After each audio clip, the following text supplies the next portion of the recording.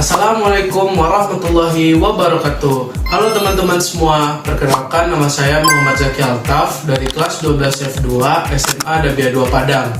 Di video ini saya akan membahas soal-soal tentang fisika modern yang berkaitan dengan teori atom, radiasi, efek fotolistrik dan efek Compton, teori relativitas, efek massa dan inti atom, beserta radioisotop dan pemanfaatannya.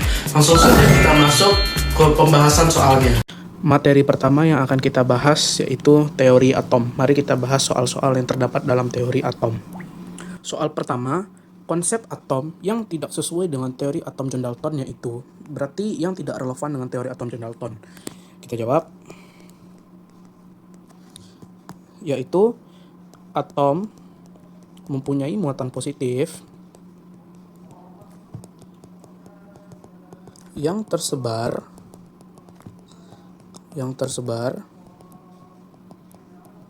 merata ke seluruh isi atom. Kenapa teori ini tidak relevan terhadap John Dalton? Karena ini merupakan teori dari atom Thomson, bukan teori atom John Dalton. Karena teori atom John Dalton itu masih sangat sederhana.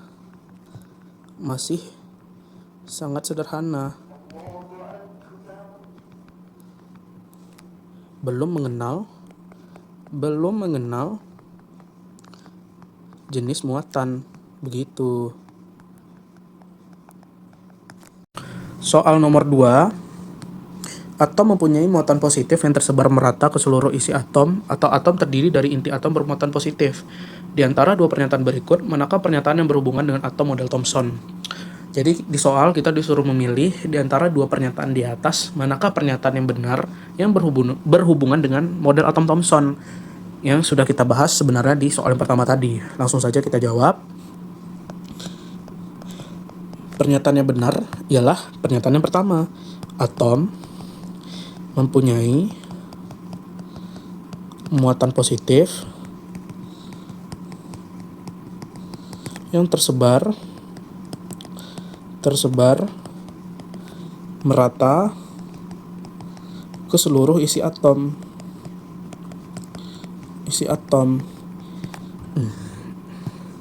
Karena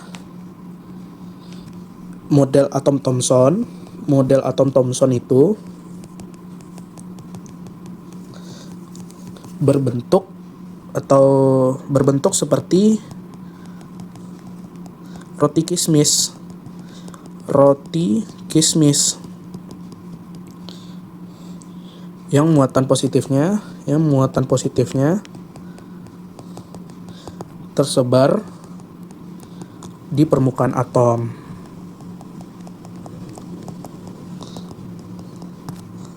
Kemudian nomor 3, salah satu pernyataan dalam teori atom Rutherford adalah, kita jawab,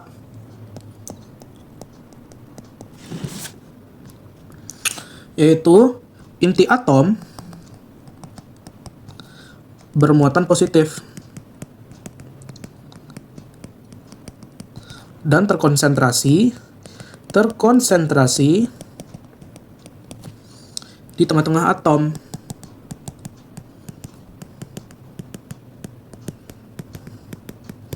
Karena inti atom bermuatan positif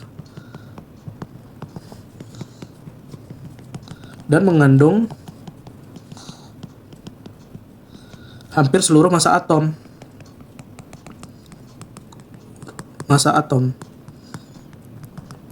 Kita lanjut soal nomor 4. Terdapat perbedaan antara teori atom Bohr dengan Rutherford. Perbedaan utama yaitu teori atom Bohr menyatakan bahwa, jadi ditanya adalah perbedaan utamanya. Perbedaan utama antara Bohr dengan Rutherford, dan perbedaan utama yaitu teori atom menyatakan bahwa, kita jawab, yaitu elektron berputar mengelilingi inti tanpa memancarkan memancarkan energi. Sebab elektron akan melepas energi jika berpindah ke lintasan lebih dalam.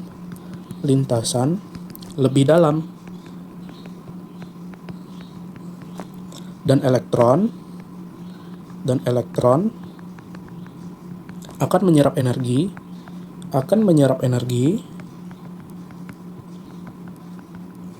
untuk berpindah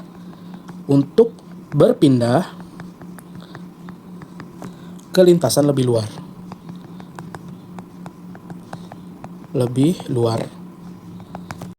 Kita lanjut nomor 5. Perbedaan utama antara model atom Rutherford dan model atom Bohr adalah. Jadi yang ditanyakan perbedaan utama antara model atom Rutherford dan model atom Bohr. Kita jawab, yaitu elektron pada model atom Rutherford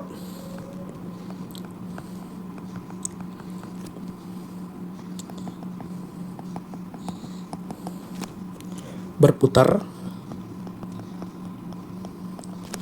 mengelilingi inti dengan membebaskan sejumlah energi.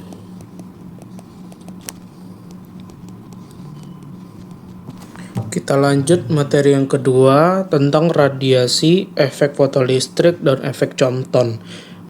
Soal yang pertama, keluarnya elektron dari logam karena radiasi gelombang elektromagnetik disebut sebagai, kita jawab, yaitu efek fotolistrik.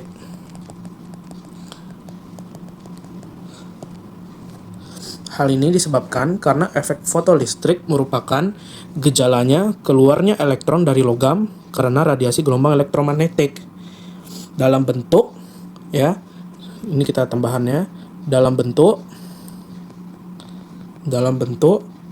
paket energi cahaya atau foton. Lanjut soal nomor 2. Efek fotolistrik dapat terjadi pada suatu logam jika, kita jawab,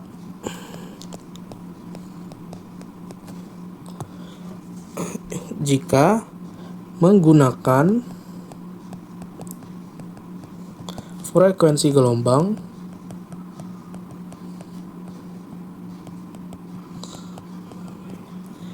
elektromagnetik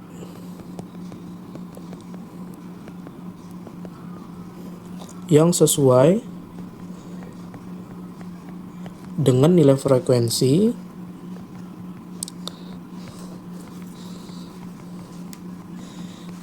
ambang.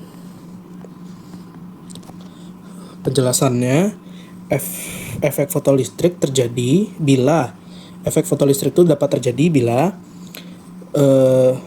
frekuensi foton sama atau lebih dari frekuensi ambang.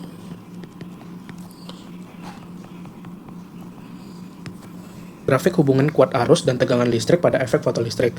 Upaya agar grafik A menjadi grafik B adalah, kita jawab, agar grafik A menjadi grafik B, caranya adalah mengurangi intensitas sinar.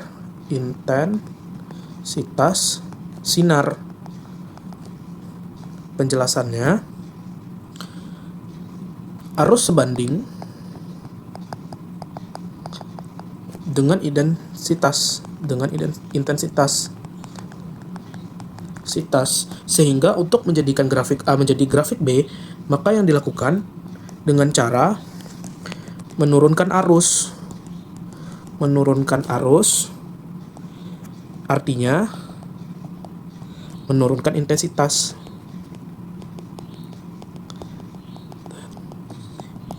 Lanjut nomor 4. Suatu gelombang elektromagnetik mempunyai frekuensi setengah dari frekuensi ambang logam. Jika diradiasikan pada logam, peristiwa yang terjadi yaitu, kita jawab, yaitu tidak terjadinya efek fotolistrik. Jadi efek fotolistriknya tidak bakal terjadi. Karena syarat terjadinya efek fotolistrik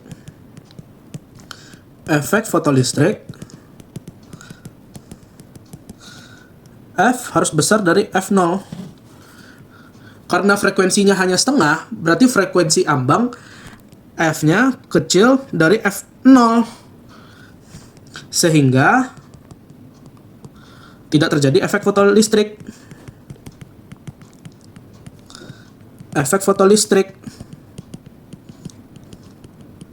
Dan elektron tidak terlepas.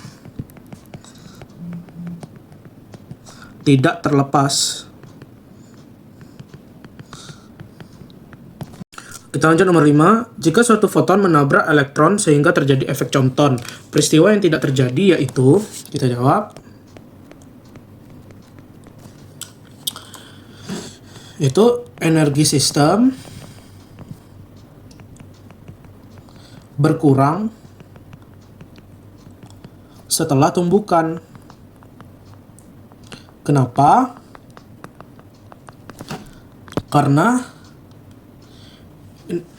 energi sistem tetap. Karena ini merupakan hukum kekekalan energi. Materi selanjutnya yaitu teori relativitas.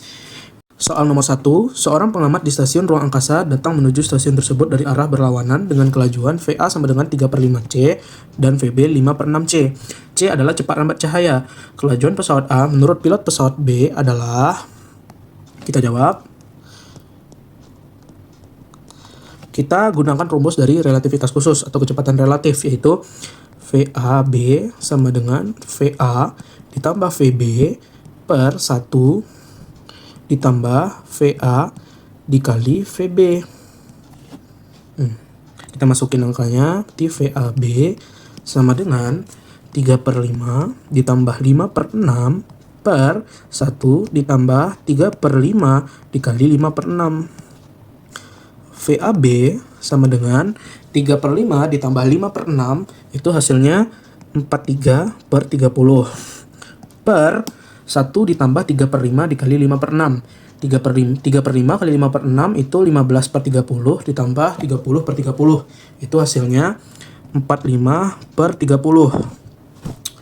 Bawahnya bisa kita coret, berarti VAB sama dengan 43/45C.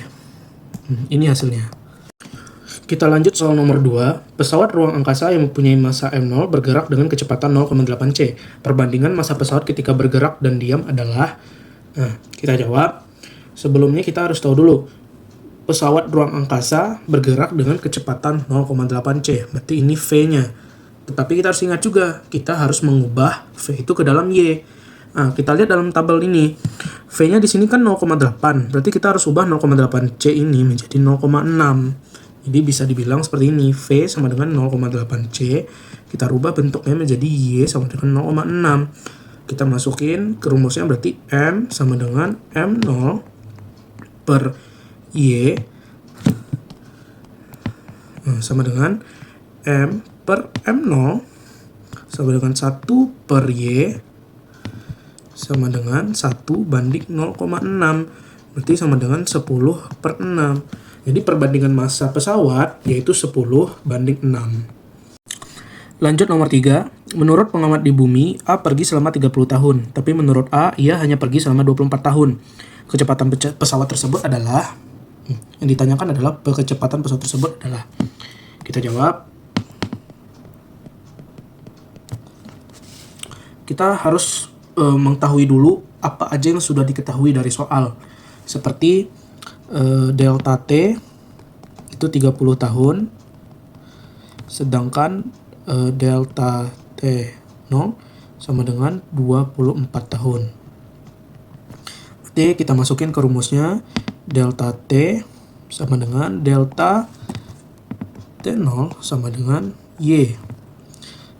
Menuju Y sama dengan delta T0 per delta T. Berarti Y sama dengan 24 per 30. Y sama dengan 0,8. Tetapi kita harus ingat, di sini Y sama dengan 0,8. Kita harus mengubah Y ini menjadi V karena yang ditanya adalah kecepatan pesawat tersebut. Ingat, di sini kita ada tabel, karena Y sama dengan 0,8 berarti V-nya sama dengan 0,6 seperti pada tabel tersebut. Nah, kita ubah menjadi V sama dengan 0,6C. Lanjut soal nomor 4. Seorang pengamat di bumi melihat pesawat bergerak dengan kecepatan 0,8C. Perbandingan panjang sesungguhnya dengan panjang menurut pengamat adalah, di soal diketahui bahwa kecepatan 0,8C atau V sama dengan 0,8C. Yang ditanya adalah perbandingan panjang sesungguhnya dengan panjang menurut pengamat. Berarti kita harus mengubah kecepatan 0,8C atau V menjadi Y. Ingat, kalau kita lihat di tabel, kalau kecepatan atau V-nya 0,8, kita ubah menjadi Y, maka menjadi 0,6. Atau bisa kita tulis V sama dengan 0,8C menjadi Y sama dengan 0,6. Atau bisa tulis 1 sama dengan Y L0 menjadi L0 per Y sama dengan 1 per Y sama dengan 1 per 0,6 atau 10 per 6. Nah, ini perbandingannya adalah 10 banding 6. Lanjut nomor 5. Sebuah partikel memiliki massa diam 3,5 kali 10 pangkat min 26 kg. Jika kelajuan cahaya di ruang hampa 3 kali 10 pangkat 8 meter per sekon, energi yang dimiliki partikel sebesar, kita jawab. Kita harus tahu dulu rumus untuk menentukan energi yang dimiliki oleh partikel, yaitu energi diam sama dengan M0 kali C kuadrat. Di sini kita ketahui bahwa M0-nya itu adalah 3,5 kali 10 pangkat min 26 itu adalah M0, dan ini merupakan kelajuan cahaya 3 kali 10 pangkat 8. Langsung kita masukin saja angkanya, berarti P diam sama dengan 3,5 kali 10 pangkat min 26 dikali 3 kali 10 pangkat 8. Karena dia kuadrat, berarti kita kuadratkan. Kemudian E diam sama dengan, kita salin saja 3,5 kali 10 pangkat 26 min 26. Berarti ini karena dikuadratkan berarti 9 dikali 10 pangkat 16. Kita kalikan aja. Sama dengan 3,5 dikali 9 itu adalah 31,5 dikali 10 pangkat negatif 26 ditambah 16 itu negatif 10. Berarti 10 pangkat negatif 10, satuannya adalah Joule. Nah, ini hasilnya. Materi selanjutnya yaitu inti atom dan defek massa. Soal nomor 1, massa inti deuterium 1D2 adalah 2,140 SMA. Jika massa proton 1,0078 SMA dan neutron sama dengan 1,0087 SMA, besar defek massa pembentukan 1D2 sebesar. Nah, kita jawab. Sebelumnya kita harus menjabarkan dulu apa yang terdapat dalam 1D2 itu. Yang ini teman-teman. Kita jabarkan. Ini kalau kita rangkai, ini ada 1 proton dan 1 neutron. Kemudian kita masukin ke rumusnya, yaitu delta M sama dengan Z dikali MI ditambah N dikali MN dikurang MI. Ini kita masukin saja angkanya. Delta M sama dengan 1 dikali 1,0078 ditambah 1 dikali 1,0087 dikurang 2,0140. Tinggal kita jumlahin. Berarti ini 2,0195 dikurang 2,0140. Berarti delta M-nya sama dengan 0,0025 SMA. Tapi kita harus ketahui bahwa 1 SMA itu sama dengan 931 MeV. Nah, ini kita harus ketahui dulu. Jadi, untuk mengetahui besar defek masa pembentukannya, kita harus ubah 0,0025 SMA ini dalam satuan MeV. Jadi, tinggal E sama dengan, karena dia ditanya adalah besar defek pembentukan, berarti E sama dengan 0,0025 dikali 931. E sama dengan 2,3275 MeV. Selanjutnya kita akan membahas contoh-contoh soal dari materi radioisotop dan pemanfaatannya. Soal yang pertama, radioisotop karbon 14 bermanfaat untuk... kita jawab. Radioisotop karbon 14 itu bermanfaat untuk menentukan umur batuan atau fosil. Soal nomor 2, radioisotop gas mulia yang digunakan untuk menguji kebocoran tangki penyimpanan adalah, kita jawab, yaitu adalah AR41, karena AR adalah gas mulia, atau AR merupakan unsur dari gas mulia. Soal nomor 3, radioisotop I131 dimanfaatkan untuk, jawabannya, untuk mendeteksi kebocoran pipa.